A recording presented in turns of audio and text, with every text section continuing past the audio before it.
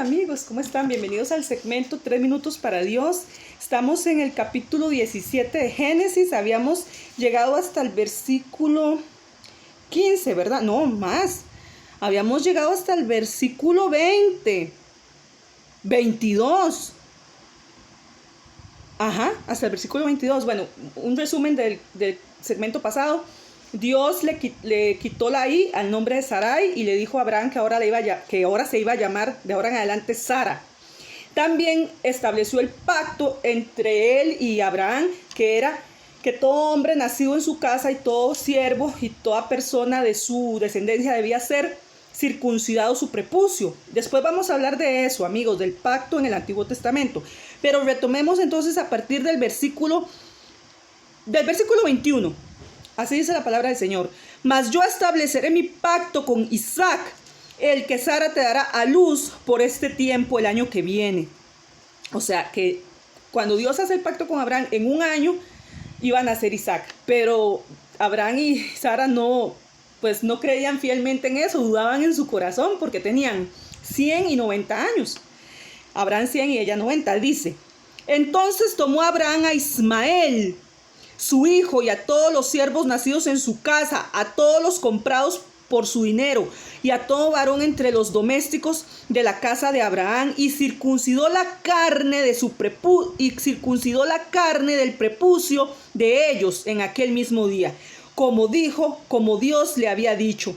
Era Abraham de edad de 99 años cuando circuncidó la carne de su prepucio, e Ismael su hijo era de 13 años cuando fue circuncidada la carne de su prepucio.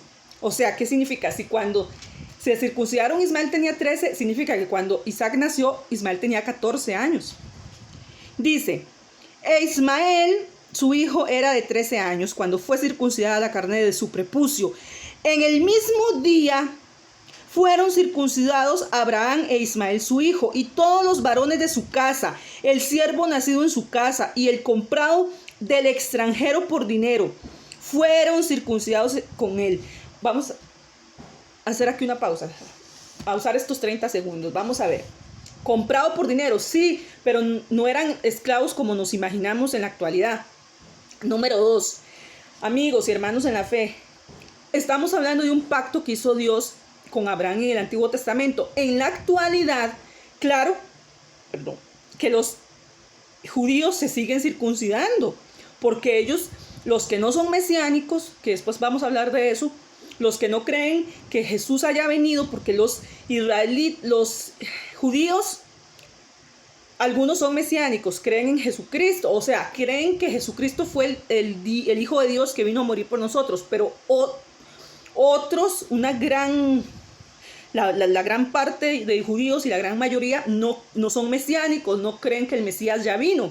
Ellos siguen viviendo bajo la ley, bajo el pacto y la ley que Dios estableció en el Antiguo Testamento. Nosotros, los cristianos nacidos de nuevo, no vivimos bajo la ley.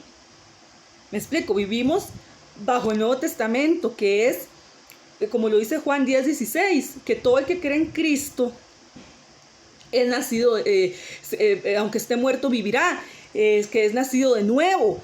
Que de tal manera Dios amó al mundo que nos dio a su Hijo para morir por nosotros. Ya los cristianos, los varones, no deben circuncidarse. Estamos hablando de un pacto que Dios estableció con Abraham, y todo el Antiguo Testamento se basa en los pactos. Bueno, y en que los profetas, los patriarcas hablaban con Dios. De una manera, nosotros hablamos con Dios orando, pero ellos podían hablar con Dios, oían la voz de Dios. Así que bueno, si les está gustando, se quedó hasta el final. Muchas gracias, Dios lo bendiga.